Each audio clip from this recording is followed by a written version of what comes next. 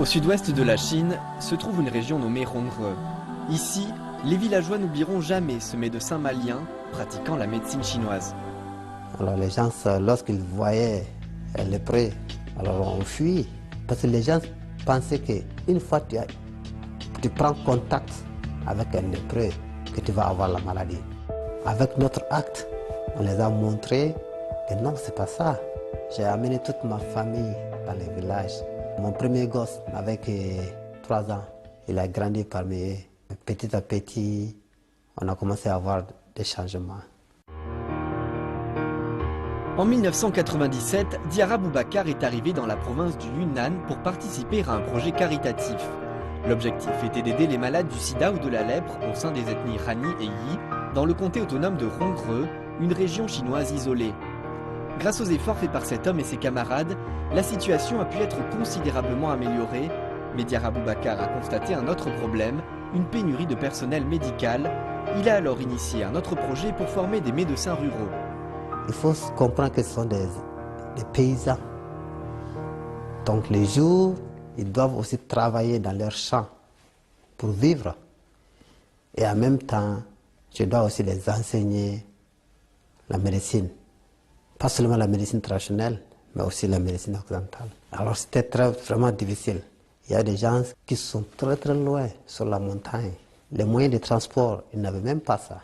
Donc lorsque je faisais ma formation, je payais tout. Issu d'une famille de médecins occidentaux, Diarra Boubacar est arrivé en 1984 en Chine. Ensuite, il s'est plongé assidûment dans des études de médecine traditionnelle chinoise. Il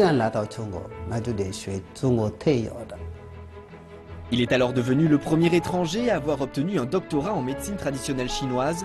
Selon lui, son expérience peut se résumer par ce mot, le destin.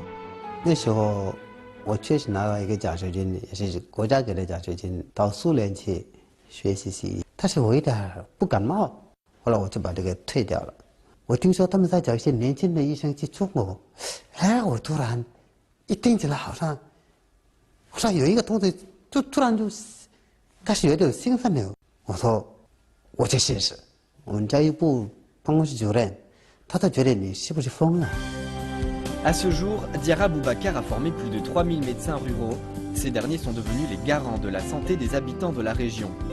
Depuis 32 ans en Chine, durant les grandes inondations de 1998 ou pendant le séisme du Wenchuan en 2008, il a toujours été présent parmi les bénévoles médicaux. Lorsque sa mère a quitté ce monde, il assurait son rôle de secouriste dans une zone affectée par les inondations.